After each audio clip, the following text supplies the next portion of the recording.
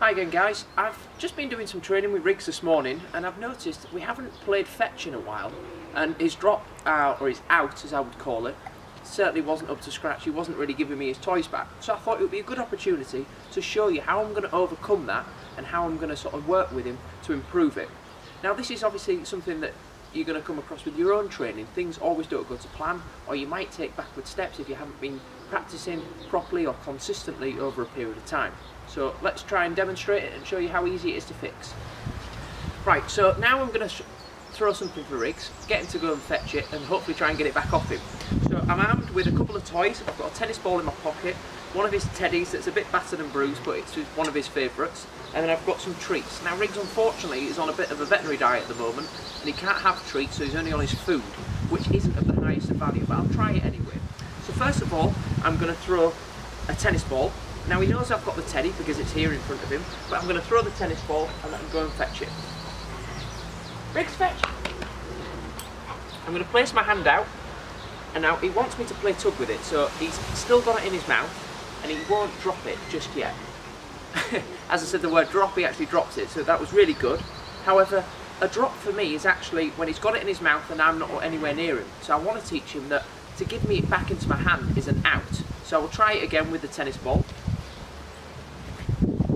Riggs, come here then. Where's Teddy? Yeah. Out. Good boy.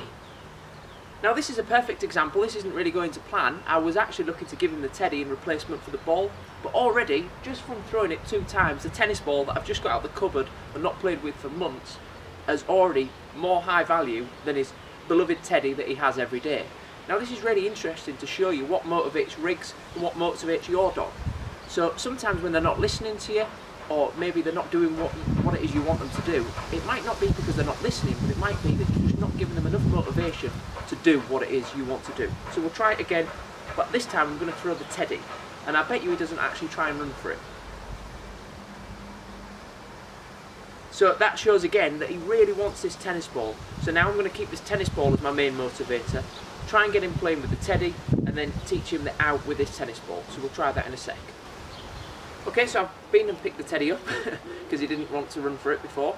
Now what I'm going to try and do is just build up a little bit of value for this. So the tennis ball's away in my pocket so he can't see it, although he probably still knows it's on me because he can smell it.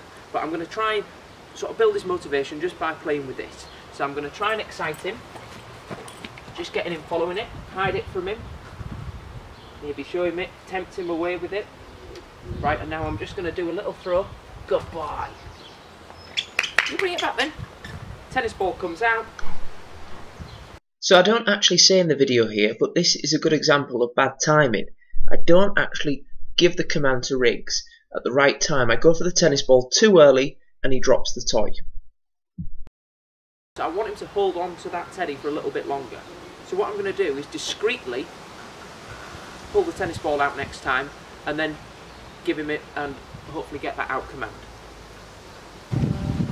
So I've got the teddy back again, so I'm just going to give him another little throw. Out. Good boy. So that's a perfect example of a swap for a command out. Through repetition, I'm going to strengthen that out command again and get him dropping everything on command. So when I've just done that out command, it might all look a bit quick and a bit difficult to follow, but basically it's all about timing. So when I was working with Riggs, my focus was on trying to get the hand on the toy in his mouth before I issued the command, but also before I got out the tennis ball, which was more rewarding to him than the toy that he already had in his mouth. So if Riggs was in front of me, I would be going to his mouth, holding the toy that he's got. As I pull out the tennis ball, I would be giving him the command out, and he would drop. Now he's got this tennis ball, we'll see if it works. Riggs, out. So now this is exactly the problem that I had before, where he didn't want to let go of that tennis ball. So let me just quickly get another toy and I'll demonstrate how I'm just going to re-strengthen this with him. So I'm going to try and demonstrate how I did it before, but just talking you through each little step of the way. So first of all I'm going to throw the toy. Ready? Get it. Now as he brings the toy back, I need to put my hand in his mouth and then go to get the other ball from my pocket, which is going to make him drop the toy. At that time, I'm going to link the command out to the exercise. You fetch it then. Out. Good boy. Now that clearly shows that as soon as I make that movement towards the tennis ball, Riggs is dropping whatever's in his mouth. Now at that point, he doesn't actually know what it is that I'm doing, but I'm linking that word with the movement. Through repetition, it's going to ingrain in his mind that the word out means drop that tennis ball. So I'm back with Riggs now. He's a bit camera shy, he's turned around, we'll just get him sat in front of you. So I've got the teddy back out again, and I'm just going to replicate the exercise we did with the tennis ball, but now I've popped a frisbee in my back pocket. Now I was a little bit conscious that that tennis ball was really motivating for him, and I didn't want to get him obsessing just about that tennis ball. So we're going to do the exercise, and again I'll just try and talk you through what I'm doing. So first of all, I'm going to throw the teddy for Riggs. Are you ready? No, not yet. Ready, sit, wait, fetch it. And then as he comes back to me, I'm going to put my hand out for the teddy, out, and I've pulled the frisbee and got him to drop the toy. So he was already going to drop the toy as soon as he saw me going for that frisbee.